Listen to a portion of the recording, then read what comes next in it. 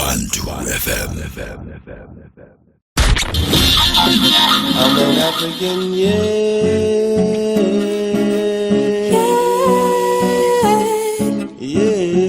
Bantu FM. I'm an African, By the people, for the people. I'm an African, yeah.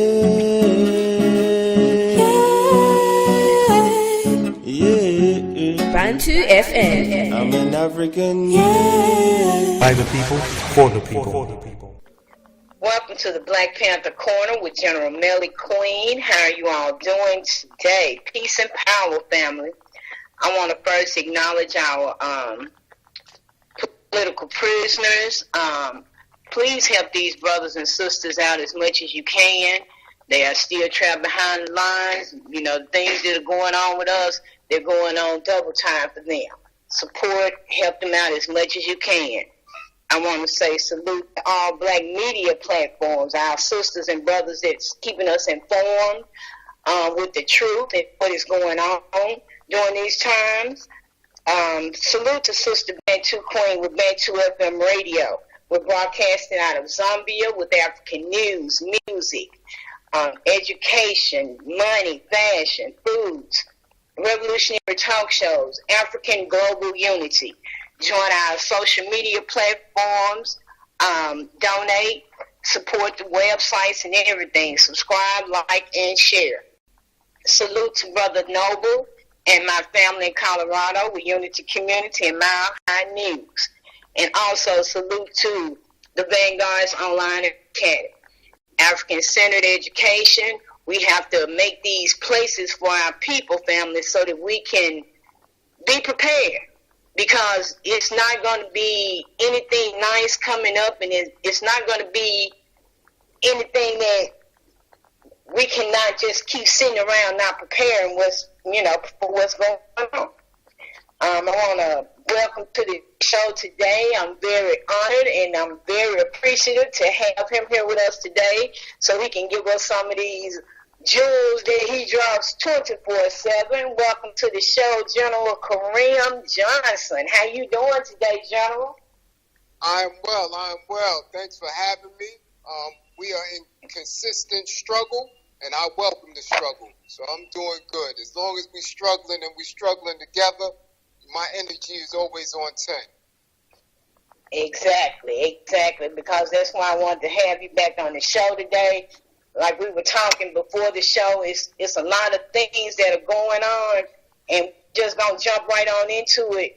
Our people need to know what's going on, because by keeping this out of the mainstream media, they don't want us to give them the truth or keep reporting the truth, but we got to make sure that they understand, because some of the things that I'm finding out, I didn't even know that were going on. So let's start with the lockdowns coming back already, and you in New York. So let's talk about what's going on up there. Well, what's going on, and before I get into what's actually taking place on the ground level, we have to understand that mass media, the conventional media, and how information is dispersed through the masses is a tool of power control.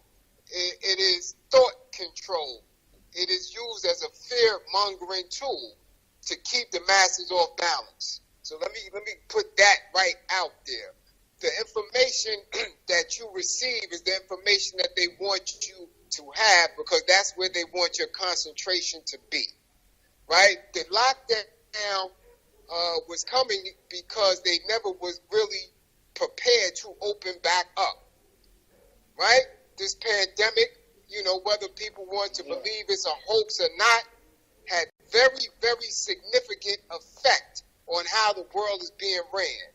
And when we living in a society that has been strongly influenced by capitalism, keeping levels of people separated by wealth and resources, anything can shift it. And when that shift happens, there's going to be casualties and calamity. So, of course, when they shifted the paradigm when it comes to how people move and how people are governed, especially when you're dealing with finances and you collapse an economy, you are never really prepared to open back up. Because what had happened was the fact that they actually had whole communities in a position where they could no longer feed themselves because they made them void by having their occupations and their streams of income completely obliterated within a matter of weeks. So they were never really truly prepared to open back up fully, but the demand in which they had to make accessible some kind of income to a certain amount of the population accessible. So they open back up prematurely, and that is what you're witnessing now. You're witnessing a closing off because they have to. There's no fluidity with income anymore, and people are still getting sick. So they had to close back up. They're going to stop and start from now until they find a way to stabilize the economies of the world. So that's what you're witnessing right now. And in order to stabilize them, they're not going to be able to stabilize them because they have put them in so much of a rut with everybody being off work and losing income like they're losing. Then they still got these evictions on top of that. People still losing their jobs. Just like they saying now that the stores are being ransacked and everything is being bought up again. And this voting has not stopped any of this. Just like we were talking about these murders that are still going on by the pigs and our people. What do they need to do to calm down and pay attention to what's going on and stop defeating us?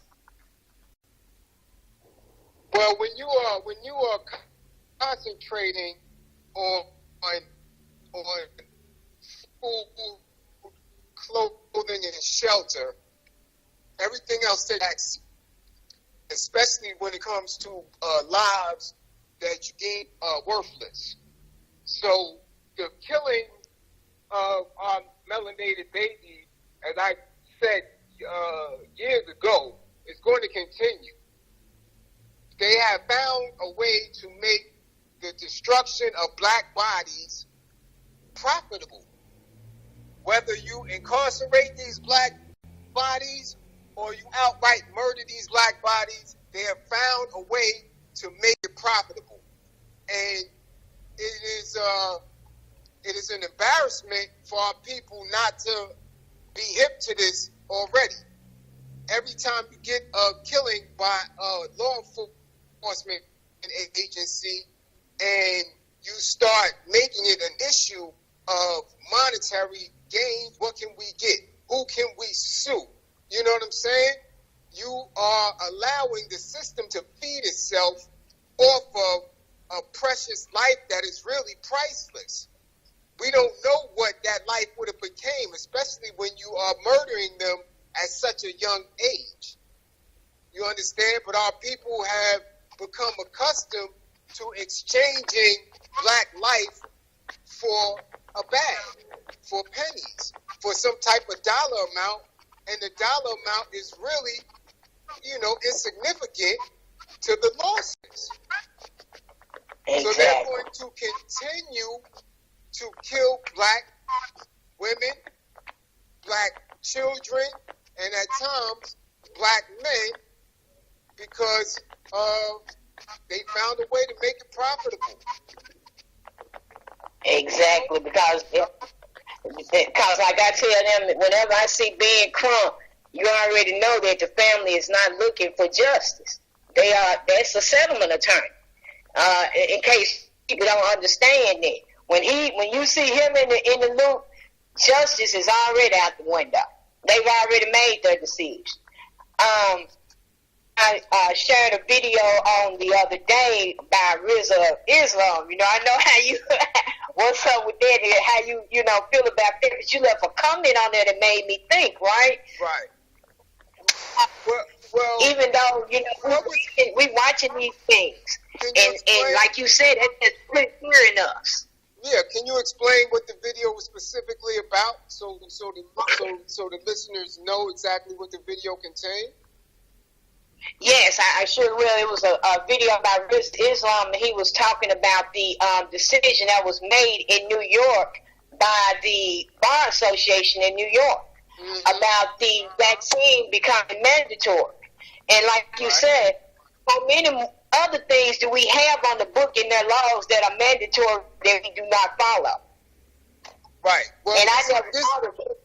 This is what I have to explain to you about his statement and the way a lot of these people with these high subscription social media platforms put information out.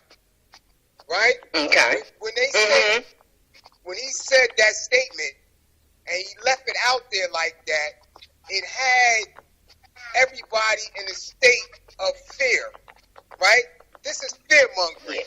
This is what he do. He did the same thing that the conventional media does. Now, with him saying that the bar passed mandatory vaccinations the way he said it, it made it seem like it was something that was definitive and it was something that was going to be sweeping across the country, because I watched the statement that he made.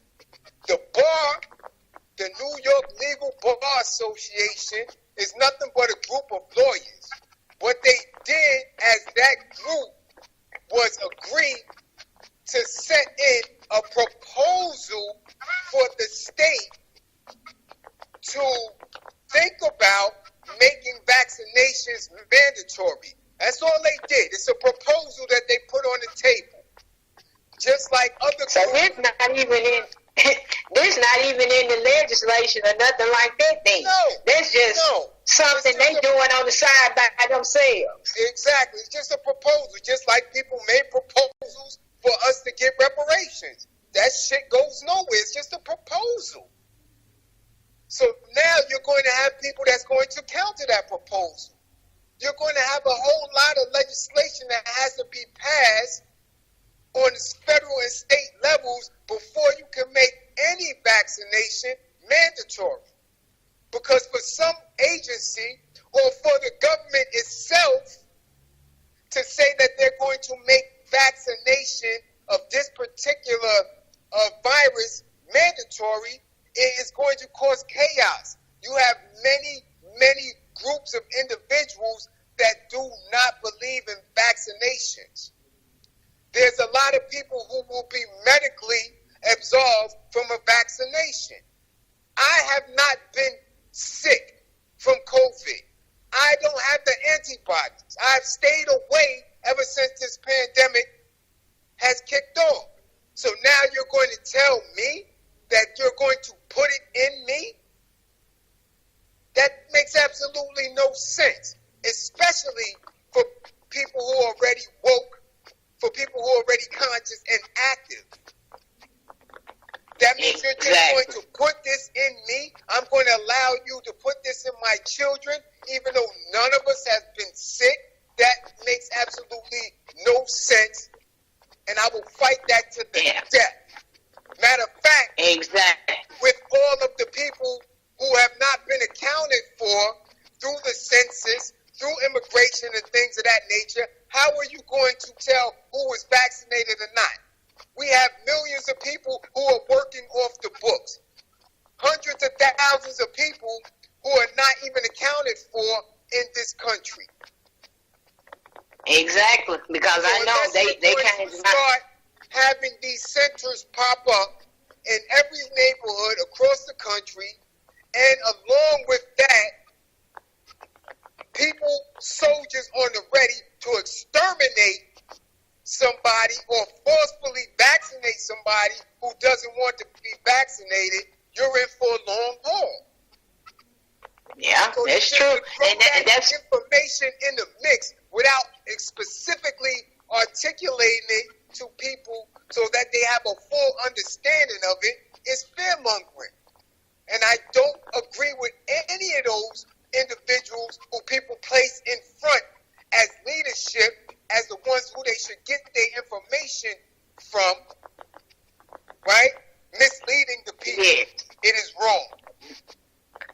Yeah, and the way that you just explained it, that makes perfect sense. And that's why they have this fear-mongering going on, because as long as we're up in our emotions and not paying attention, you're not going to look at it with a calm head. You see what I'm saying? Because they are throwing things out there. They're throwing so many different things out there.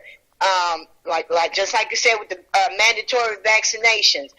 Now is a time that we need to be, I guess you could say, educating and politicizing our people more, because they see that these elections have not changed anything. How can we get more in touch with them when it's such a need for that people are in such a needed position right now? You see what I'm saying? Mm-hmm. Well, what I will say is this: we have enough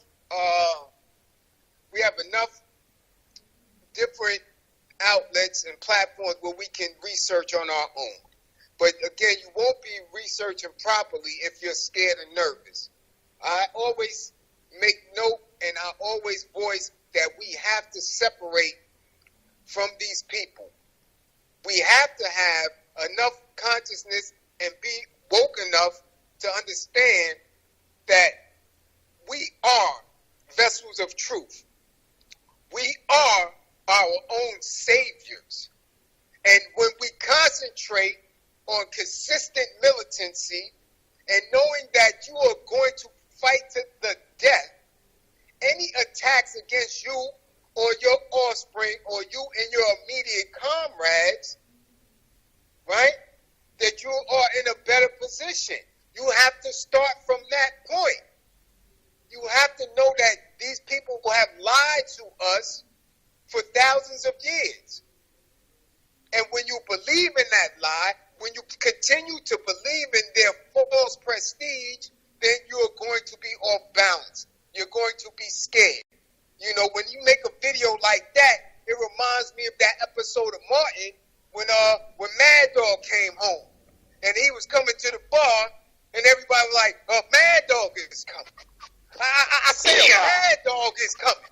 You know, this is what he sound like when Master's coming. They're coming with the vaccination. I said, Master's coming.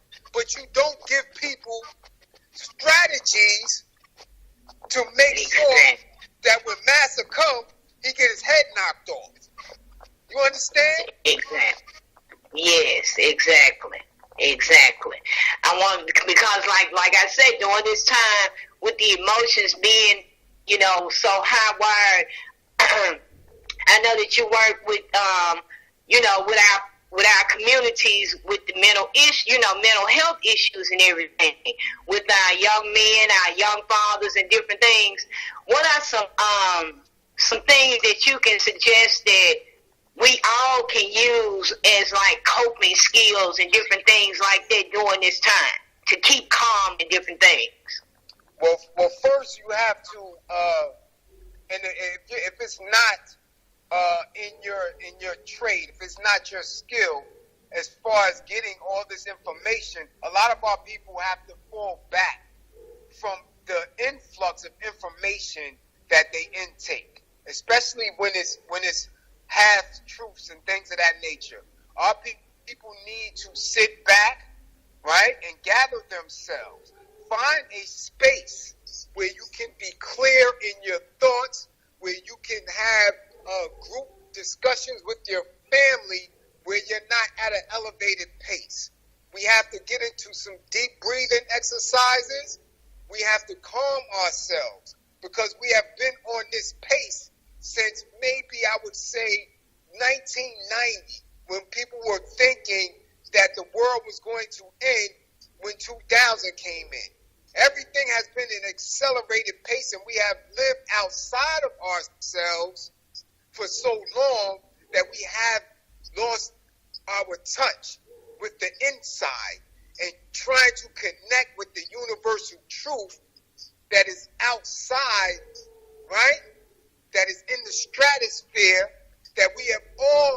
a specific connection to. We have to fall back, turn the TVs, turn off the cell phones and the iPads for a specific amount of time during the day and get into some healing strategies. We have to do this. I don't care what it is. Whatever makes you feel at peace, you have to employ that into your day. This way, when you do receive certain information from a certain frequency, you are able to challenge it. You are able to look at it with a clear eye and not from a panic state. You dig? It's very difficult to fight a war when everybody is on point and everybody is trekking through enemy lines because you're elevated now. Now you're ready to shoot off with immediacy. You can plan and plot when you get back to the lines that you already have secured and there's no gunfire and things of that nature. Then you can think and plan and plot for your next move.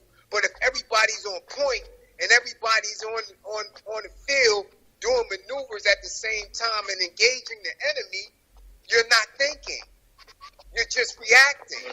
And our people are very reactionary people. We have to stop being counter punchers. We have to stop with the reactionary moves and start coming from a point of attack. But you can only attack when you are sure of yourself. And being sure of yourself is gaining that confidence, right? By knowing that you're able to do it. Exactly, because that's the whole thing. We're like on go all the time, so we don't have enough time to think about our next move. Is that hurting us in this fight more than anything because of the position? I mean, we're prisoners of war. So, like I keep telling them, we have to fight on the go until we make provisions where we have our own land and different things like that. We don't have that right now. So we have to move as warriors do. You see what I'm saying? So exactly. Do we, in order to stay in that war mentality, but still at a calm pace, that's what you're saying, fall back a little bit so that we can see what's going on, right? Right. Our people have to train. Got to understand that.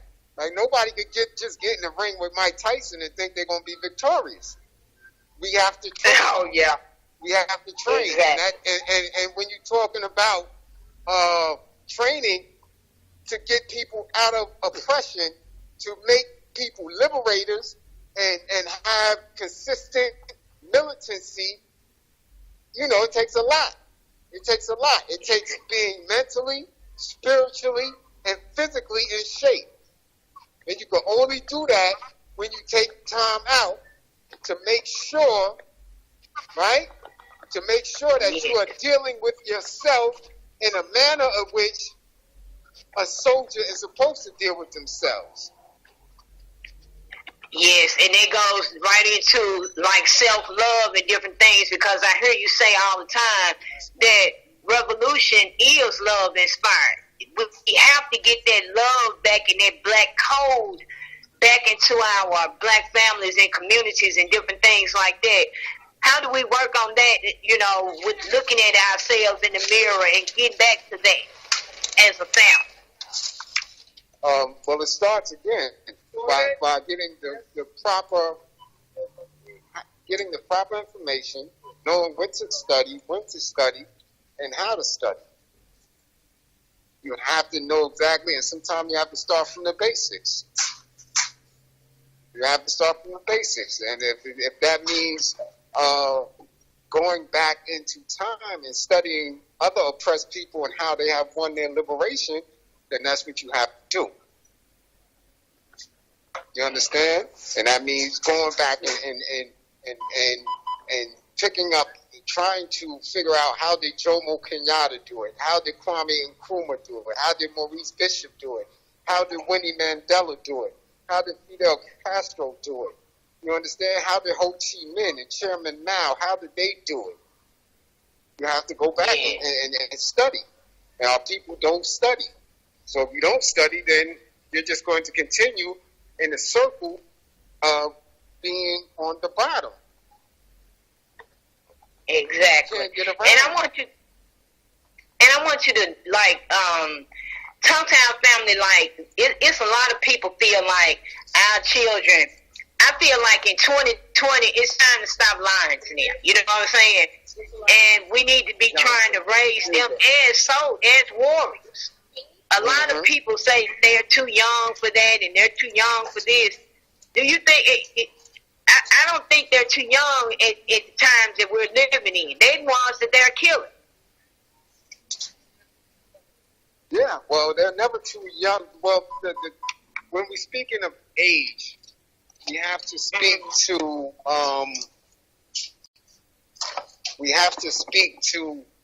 when they can comprehend specific things, right? We have to understand that some of our children are way advanced when it comes to understanding and articulating. You understand? And some, you can go and be 50 years old and you're never going to understand it. If the leadership does not move in a manner in which that they're educating people onto how they can name themselves, right? Again, some people going to always be slaves, if for lack of a better term. And then you may have liberators as young as 12 and 13. You know, the thing is, our people need to know that we don't have the luxury to waste any time. We just don't. So if a child is able to articulate what's going on, especially when we're dealing with conditions such as poverty, miseducation, and things like that, then what are we hesitating for? You understand what I'm saying? What are we falling back from and not letting them know what's going on? We're doing a disservice to them when we do that. Exactly. You know, we're doing a disservice to them when we do that. You know, there's a very clear danger in that. You know. Exactly. I want you to touch on, General, for me. Like I said, with all these things that keep coming up, like I said, the closings are the towns are closing back down. The jobs are closing back down. Like you were telling me earlier, even the schools, like I said, I didn't even notice. You know, everything just been snatched away again, right? Mm-hmm. I want you to talk to the people like we need to be putting things in place. Like when they do decide they want to come in and give us this virus, why aren't we putting things in place where we can defend ourselves? Well, because there's no institutions that is fighting for our people. There's just none. There's no institutions there that's established that's fighting for our people. There's none there. You can't name a group that is sitting there and actually representing our people to the fullest, to the degree of which that they're saying, this is what our people need, and this is what we're going to do to make sure they have it. You don't see that. So now, when the government, says this is what we're going to do, the average person is going to sit back and just be fearful and be frozen in fear because of it. And it's not cool. Not cool at all. So it is up to, people such as yourself and others who have these platforms to make sure they get the information out to as many people as possible, because the leadership isn't there. So not only do you have to get the information out, but you have to create these institutions that are actually lifelines. You dig what I'm saying? Yes, exactly. Because my thing is, like they said, that we should be. I feel like we shouldn't have any discrepancies or misunderstanding amongst us, right? But it's so many that are working against us that's inside. You see what I'm saying? The enemy's within.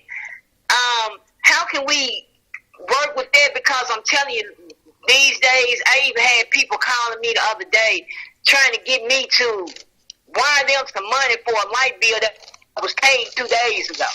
And I'm like, people are just trying to get over any way they can, even in the conscious community. How can we deal with that during this, time like this? You have to, again, make sure that you make note of the situation and put the information out there that this is who these people are, or this is who this person is. We can't harbor ill feelings if we're not going to make sure that we're doing the best that we can to make sure it don't happen. Listen, people are evil. You gotta understand, some people are going to be who they are regardless if they're woke or not. You have a lot of people who are woke, who are child molesters, child rapists. You understand what I'm saying? Scammers, thieves, crackheads, all type of things. They just got the information so they know how to articulate it and spit it out. You understand? They claim to be woke, but you're going to be who you are at the end of the day. The information doesn't change you unless it changes you from within. There's no protection against that. Look at the people who they have at the Vatican who are so well versed in the Bible, but they still sticking their penises in little children. They're allowing people like Epstein to have a whole island where they're actually, killing babies and things of that nature in massing amounts. So the information is always there. But what is in the heart? What is in the soul? You understand? Yes, exactly. Face that all along the way. But as long as you chop them down every time you find out who they are, it is what it is. It's work. It's consistent work. We in that. There's no getting around it. And it's constantly back and forth. And you've been doing this for a long time, General. I want you to tell us, more about what you have going on. And I want to ask this question. You have been here a while, right?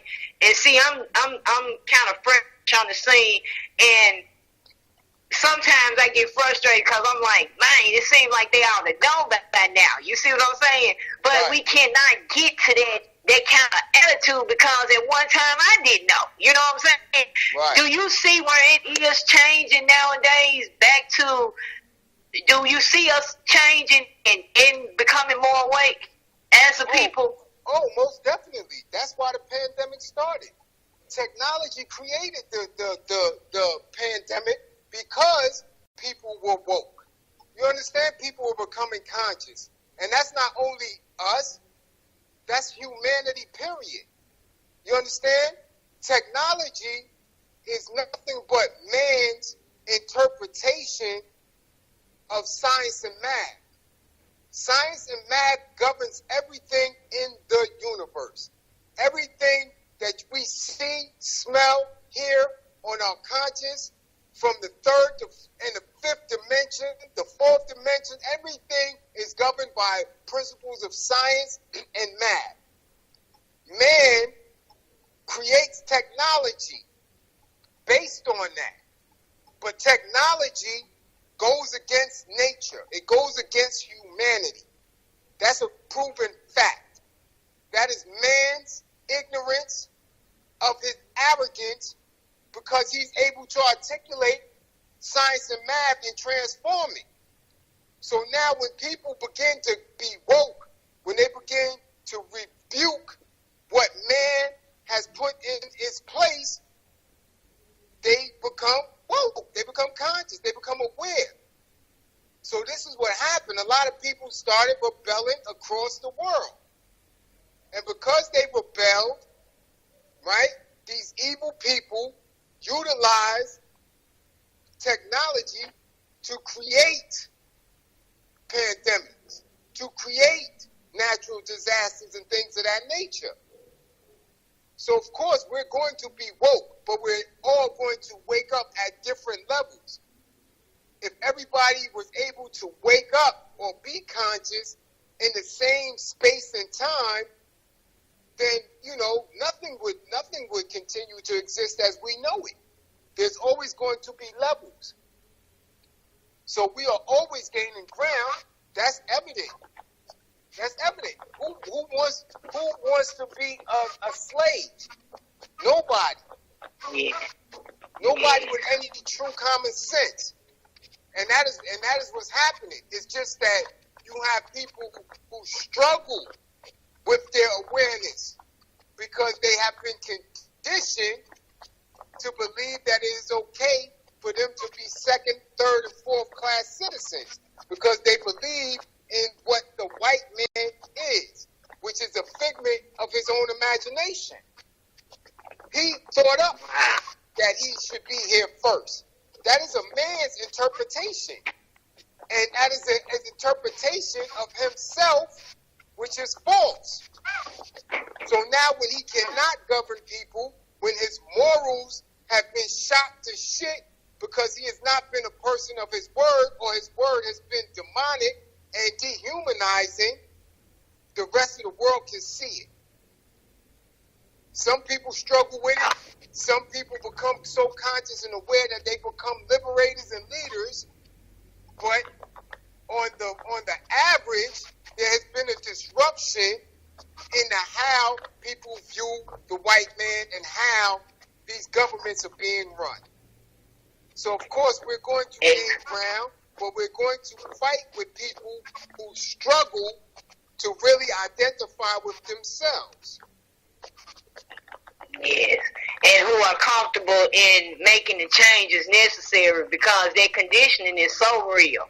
I was looking at how, and I was talking to my son today because I was like, if we all were to understand what was going on, that would destroy their whole existence. And I'm just sitting here listening to you, and it's just what you just said. Because as long as they keep their lie alive, their existence is okay. That's why they're fighting and killing us basically more than anybody, because we are the biggest threat to their existence, our truths. Like I said, I have enjoyed our conversation. I want you to give us a closing. I need to know how to get in touch with you, General, because you are in New York. We have a lot of our comrades up their way. If they want to, they're serious about this work and want to help out and contribute. How do they get in touch with you, and what do you have going on up there? And give us a closing. You know what I'm saying? Well, all of my social media platforms is public, and I welcome all inboxes. I welcome all DMs. My Facebook is, of course, Karim, Karim Johnson on Facebook. My Instagram is Blizz, B as in boy, L-I-Z as in zebra. That's Blizz, _E-N-Y. That's E-N as in Nancy, Y, Brooklyn. Blizz, _East New York, Brooklyn on IG. On Twitter and WhatsApp, I'm Karim Johnson. All my social media platforms, again, it's public. They can reach out to me there. As an author, you can look up my book, The All-American Justice System Handbook, which is available on Amazon, Kindle. I'm currently working as an anger management specialist and batterers accountability counselor to quelch domestic violence in our communities. I'm also an anti-gang gun violence mediator in my community. Those are the things that I hold dear to my heart, because once you can get the black man and women to view themselves in a different light and to stop creating a space where they're enemies to themselves, then we can galvanize our army and really become the liberators of humanity that we are sent here to be. So those are the things that I have going on. In closing, I would always have to put out there that revolution and a revolutionary are love-inspired. We don't come from a space of hate. We come from a space of love. Revolution is love-inspired. It means that we love each other and love humanity enough to bring to death anybody who tries to disturb our existence. We are not criminals. We're not engaging in gangsterism and thugism. We are not criminals. We are revolutionaries. We are liberators. And that is love inspired. I love my black women. Therefore, I will never sell them out or allow anybody to harm them. So that is what I will always leave with. Again, thank you for having me. I always appreciate being on your platform and having these dialogues with you. So again, I'm very appreciative of the opportunity. No, thank you, brother General Karim, because you know I listen to you every time you come on, because you always have that information and those and that calmness that we need. Because if we don't keep a cool head and do what we need to do and find out who we are, we're going to keep being lost. I want us to stay in touch. Like I said, you know you are always welcome here. I appreciate this conversation. Family, listen to what our brother is dropping.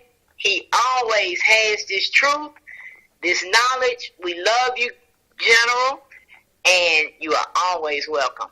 Thank you all. Black Power, we love you. You have a great evening. All power to the people. All power to the people of the struggle. Welcome the struggle. Welcome the struggle. Booyah la mama, eh. Booyah la mama, eh.